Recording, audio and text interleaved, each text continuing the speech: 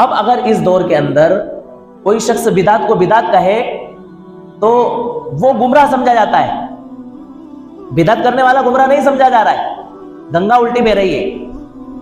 بھئی صحابہ کرام حضرت عبداللہ ابن مسعود رضی اللہ تعالیٰ عنہ کے دور میں ایک شخص نے، کچھ لوگوں نے فرض نماز کے بعد میں ذکر اور درود شریف کا جہراً ذکر کرنا شروع کر دیا۔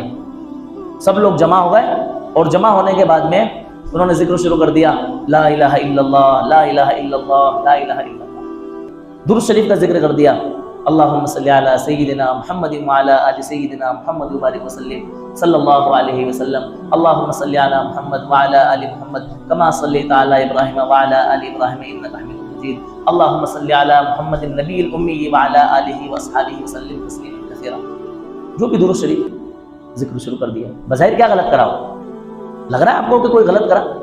ایک کلمے کا ذکر کر رہے ہیں، سب سے افضل الذکر حدیث کے اندر آتا ہے کہ وہ کیا ہے؟ لا الہ الا اللہ ہے۔ درود شریف کتنے بڑے فضائل ہیں درود شریف کے۔ جو شخص اللہ کے رسول صلی اللہ علیہ وسلم کے اوپر ایک مرتبہ درود بھیجتا ہے، اللہ کے فرشتے 10 مرتبہ درود بھیجتے ہیں اس شخص کو، رحمت بھیجتے ہیں۔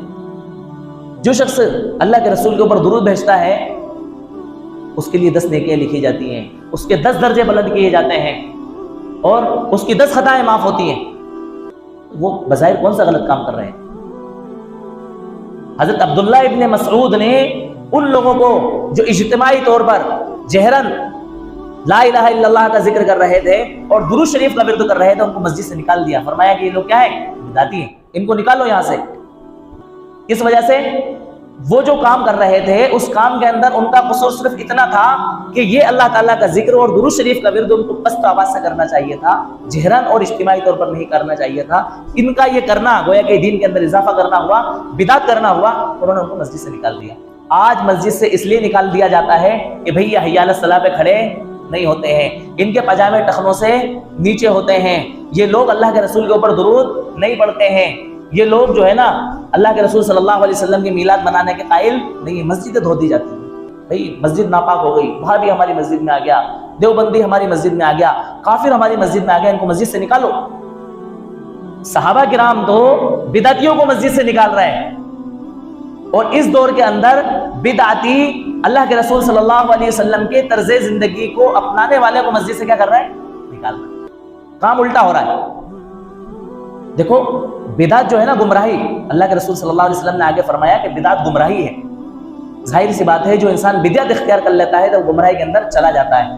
تو بدعت اختیار کرنے والا گمراہ ہوتا ہے، لیکن جو شخص اپنے آپ کو بدعت سے بچا رہا ہے یا لوگوں کو بدعت سے بچا رہا ہے اس کو لوگ کہہ رہے ہیں کہ آپ گمراہ ہیں، آپ توبہ کرو، آپ کلمہ پڑھو، آپ کافر ہو۔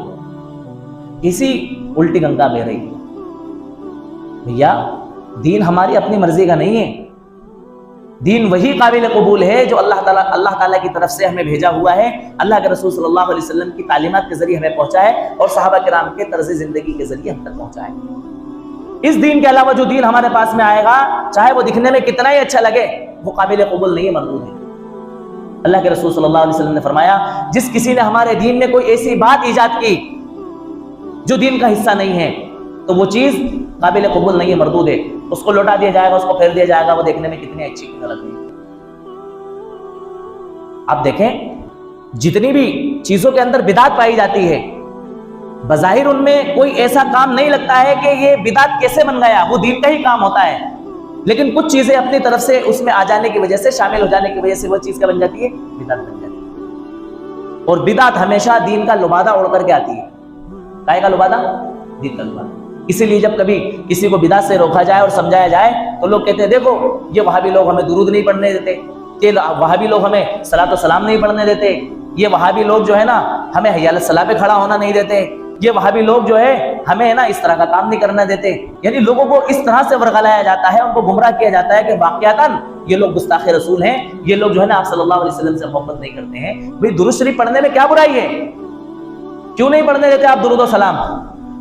جب ایک سادہ سمپل انسان اس بات کو سنتا ہے تو اس کو دکھ ہوتا ہے کہ یار درود و سلام پڑھنے میں برائی ہے کیا؟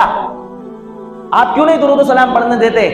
آپ درود و سلام نہیں پڑھنے دیتے اس کا مطلب یہ ہے کہ آپ صلی اللہ علیہ وسلم سے آپ محبت نہیں کرتے ہیں۔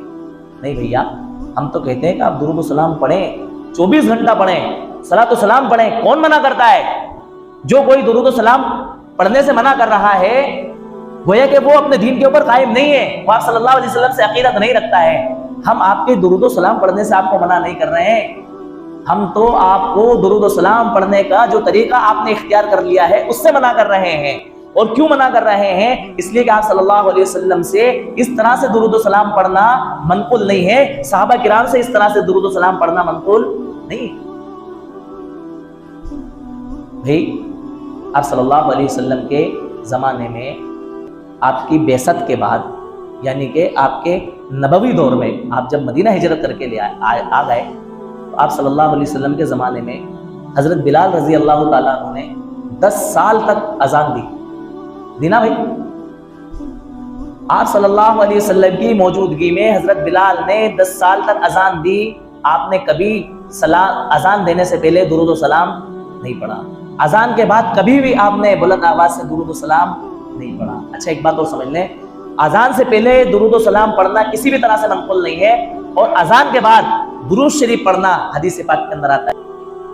भाई अजान के बाद की जो दुआ है ना, उस दुआ से पहले दुरूद शरीफ है। क्या है? दुरूद शरीफ है। उस दुरूद शरीफ के बाद में क्या है? अजान की दुआ है। लेकिन कैसे? इनफिरादन, अपने अपने तौर पर। जैसे ही अजान खत्म हुई, अजान खत्म होने के बाद इंसान अपने तौर पर क्या पढ़ लेगा? सिर्रन दुरूद शरीफ पढ़ लेगा, कोई बुराई नहीं है।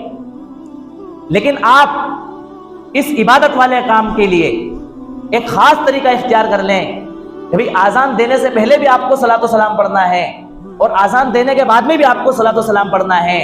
बज़ाहिर सलातो सलाम कोई बुरा काम नहीं है, बड़ा अच्छा काम है, लेकिन इसको अजान से पहले कैद कर देना और अजान के बाद इसमें कैद लगा देना और जहरन कैद लगा देना, यही अमल आपका क्या बन जाएगा? बिदअत बन जाएगा। तो हम जो आपको रोक रहे हैं ना, वो इस नए तरीके के ईजाद करने से रोक रहे हैं। इसको जो आपने दीन का हिस्सा बना लिया है ना, इसको दीन का हिस्सा बनने से हम आपको रोक रहे हैं। हम दुरूद व सलाम से आपको नहीं रोक रहे हैं। और क्यों रोक रहे हैं? इसलिए रोक रहे हैं कि बार बार जो आपकी चिल्ला चिल्ला के कहते हो ना कि क्या तुम उलमाए देवबंद दीन के ठेकेदार हो। यकीनन उलमाए देवबंद दीन के ठेकेदार नहीं है, लेकिन दीन के चौकीदार है। चौकीदार का क्या काम होता है भाई? चौकीदार कहां बैठता है? गेट पे बैठता है ना। उसका यह काम है कि बाहर से आने वाली चीज को अंदर ना आने दे और अंदर से जो चीजें पड़ी हुई है उनको बाहर ना जाने दे। तो हमारी ये जिम्मेदारी है, हमारा ये हक है, हमारा ये फरीजा है कि दीन के अंदर जो चीजें नहीं हैं उनको हम दीन के अंदर किसी भी कीमत पर आने नहीं देंगे, और जो चीजें दीन के अंदर मौजूद हैं उनको दीन से हम खारिज होने नहीं देंगे। तो मैं ये कह रहा था कि दुरूद व सलाम खूब पढ़ा जाए, जितना चाहे आप पढ़ें, किसी तरह की कोई मर्यादा नहीं है, लेकिन दुरूद व सलाम के लिए कोई खास तरीका इख्तियार कर लेना आपके इस इबादत वाले अमल को क्या बना देगा? बिदअत।